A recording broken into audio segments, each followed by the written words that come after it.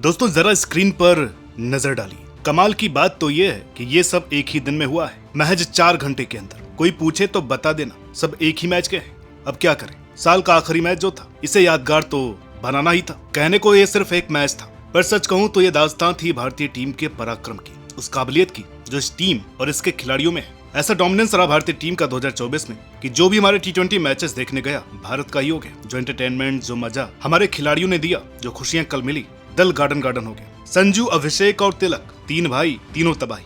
सिर्फ हवाई फायर कर रहे थे, ऐसा फायर कि अभी तक कानों से धुआं निकल रहा है। अंपायर्स भी अभी तक कंधों की मालिश करा रहे हैं, भुजाओं पर तेल लगा रहे हैं। तो खैर सीरीज का अंत हुआ। इस तरह एक और बायलैटरल ट्रॉफी भारत की हुई। तो सीरीज खत्म हो चुकी है, रिजल्ट आ गया है, साथ ही अब बारी है रिपोर्ट कार्ड की, क्योंकि रिजल्ट पर तो रिपोर्ट कार्ड ही मिलता है ना। हमारे खिलाड़ियों ने जो शक्ति प्रदर्शन किया, आइए जरा नजर डालें इस सीरीज के रिपोर्ट कार्ड पर। तो भैया शुरू करते हैं हमारे टेम्परेरी ओपनर संजू सैमसन से। अब टेम्परेरी कहने पर बहुत सारे लोग हमें गाली देंगे, हमें मालूम है, पर दोस्तों जब आपको पता है कि जायसवाल को कोई छेड़ेगा नहीं, गिल को कोई हटाएगा नहीं, तो बचा क्या। खैर जिस टच में संजू चल रहे थे उस हिसाब से या तो एवरीथिंग या तो नथिंग, और बैटिंग भी हमेशा ताबड़तोड़ स्ट्राइक रेट से की। इस सीरीज की शुरुआत भी महज 50 गेंद में तूफानी 107 रन से की, जहां 7 चौके और 10 छक्के जड़े थे जनाब ने। लगातार 2 T20 में शतक जड़ने वाले ये पहले भारतीय भी बने। पर फिर काम खराब हुआ अगले 2 मैच में, 2 डक आए। दुख ये हुआ कितना खतरनाक फॉर्म जिसका चल रहा हो वो ऐसे वेस्ट नहीं होना चाहिए। पर कल खुशी भी हुई क्योंकि एक और सेंचुरी इन्होंने ठोक दी है। 195 के स्ट्राइक रेट से 109 रन जड़ दिए,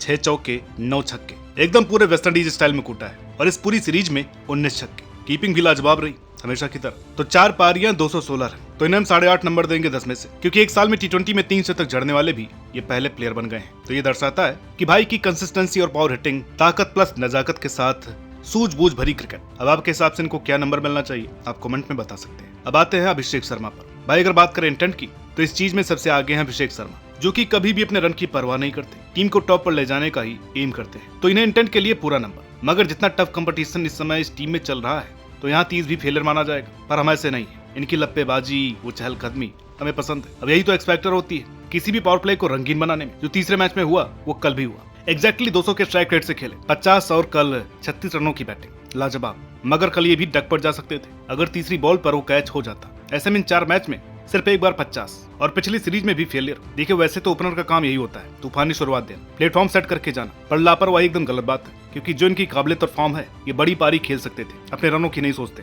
और टीम को हमेशा ऊपर रखते हैं। लॉन्जेविटी जरूरी है, जो कि समय के साथ आ जाएगी। फिलहाल इस सीरीज में इनका रन 97 है और हम इनको नंबर देते हैं 10 में से 6। आप क्या दे रहे हैं कमेंट करके बताइएगा। बात करते हैं तिलक वर्मा की। भाई अगर सीरीज में कोई बंदा है जिसने हर मैच में रन ठोके, तो वह है तिलक वर्मा। ये पीछे जितनी गालियां खाकर के आ रहे थे, जिसे हर कोई इमर्जिंग एशिया कप में गंदी बैटिंग के लिए कोस रहा था, जिसके सिलेक्शन पर 90% लोगों को गुस्सा आ रहा था, हमें भी आया था, और भाई ने सारा गुस्सा यहाँ ला करके उतार दिया। 280 रन ठोक दिए, स्ट्राइक रेट 200 से जरा कम। तीसरे मैच में सिर्फ 56 गेंद में 107 रन, और कल तो मैच 47 गेंद में 120 रन, 9 चौके 10 छक्के।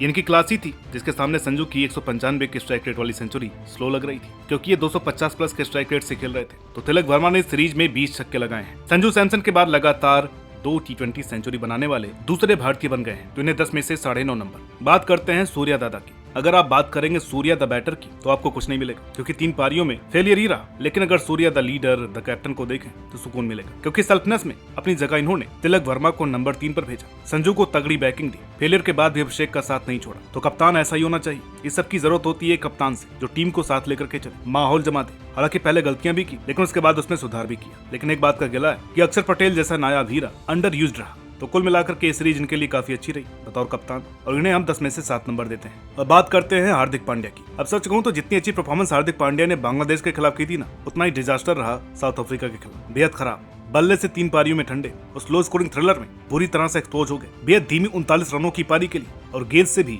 खूब रन लुटाए। तीसरे T20 में गेंद से 50 लगा दिए, मगर कल शायद डेल स्टेन की आत्मा आ गई थी। भाई ने मेडन ओवर डाल दी, 3 ओवर में मात्र 8 रन। तो कल का स्पेल शानदार रहा, जिसने पिछले सारे पाप धो दिए, मगर फिर भी ओवरऑल बिलो पार परफॉर्मेंस रही इनकी, और इन्हें हम देते हैं 10 में से 5 नंबर। अब बात करते हैं रिंकू सिंह की। ईमानदारी से कहूं तो ये वो रिंकू सिंह नहीं है जिसे हम जानते हैं। ये वो रिंकू सिंह नहीं है जिसका फेलियर ढूंढने पर भी नहीं मिलता था। अब ना जाने IPL की रिटेंशन लिस्ट आते ही इनकी फॉर्म को क्या हो गया। 3 पारियों में सिर्फ 28 रन। आप शायद झूठ माने, लेकिन जिस सीरीज में रनों का अंबार, छक्कों की बौछार थी, वहां पर रिंकू के बल्ले से एक भी छक्का नहीं लगा। बल्ले से बिल्कुल फ्लॉप, और सॉरी, इन्हें हम 10 में से देते हैं 2.5 नंबर। इस टीम के वर्ल्ड बैट्समैन रहे हैं इस सीरीज में रिंकू सिंह। बात करते हैं अक्षर पटेल की। भाई अगर मैं कहूं कि इस सीरीज में एक प्लेयर ऐसा था जो ना 3 में था न 13 में, क्योंकि टीम मैनेजमेंट उसे बीजीटी तो खिलाना नहीं चाहती, ग्रो करने देना नहीं चाहती, इसलिए साउथ अफ्रीका सीरीज का लॉलीपॉप थमा दिया। यहाँ भी इनका पूरा टाइम वेस्ट किया गया। बस ये बेचारे 20 ओवर फील्डिंग करते रह गए। बॉलिंग पहले 2 मैच में सिर्फ 1 ओवर, तीसरे मैच में इनका स्पेल खूब रहा और कल भी आते ही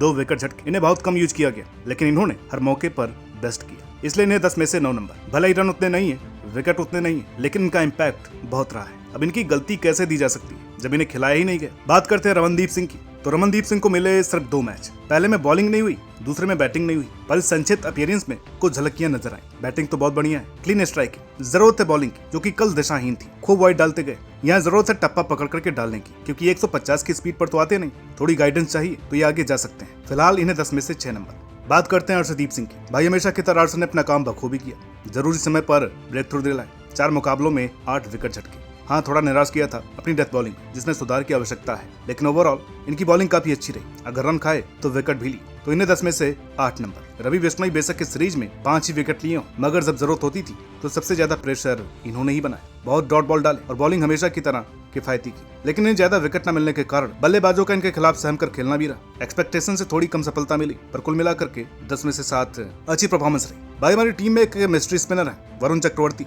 भाई ने जिस लहजे में डेब्यू किया वो एक मिस्ट्री। 2021 वर्ल्ड कप में सिलेक्शन फिर टीम से विलुप्त हो गए, वो भी मिस्ट्री। हर कोई मान चुका था इनका करियर डेड हो चुका है, फिर 3 साल बाद जबरदस्त वापसी और इस सीरीज में सर्वाधिक 12 विकेट लेना। हालांकि एक में 50 भी लगाई थी गेंद से और कल 42 रन पिटे, पर पहले 2 मैचों में बेहद ही किफायती थे। जहां सब फेल हुए वहां पर इन्होंने 5 भी लिया, तो इन्हें 10 में से 9.5 नंबर। बात करते हैं आवेश खान की। इन्होंने 2 ही मैच खेले, फिर इन्हें मौका नहीं मिला, क्योंकि जो मौके मिले उन्हें भुना नहीं पाए। 2 मैच में 2 विकेट लिए, तो इतना पैनापन नजर नहीं आया, तो इसलिए इन्हें 10 में से 5 नंबर। तो ये रही हमारी युवा टीम की रिपोर्ट कार्ड। क्योंकि ये नंबर मैंने अपने नजरिए से दिए हैं, तो इस पर आप लोग विश्वास मत कीजिएगा। आप लोग इनकी परफॉर्मेंस को कैसे देखते हैं कमेंट करके बताइएगा, और आप इन खिलाड़ियों को 10 में से कितने नंबर दे रहे हैं ये भी कमेंट करके जरूर बताइएगा। बाकी वीडियो अच्छी लगी हो तो प्लीज लाइक कीजिए, शेयर कीजिए। चैनल पर नए हैं तो प्लीज इसे सब्सक्राइब करना ना भूलें। और आज नारद टीवी पर एक बहुत ही खास, बहुत ही अच्छी वीडियो आने वाली है, तो उसे मिस मत कीजिएगा। मिलते हैं आपसे अगली वीडियो में, तब तक के लिए नमस्कार।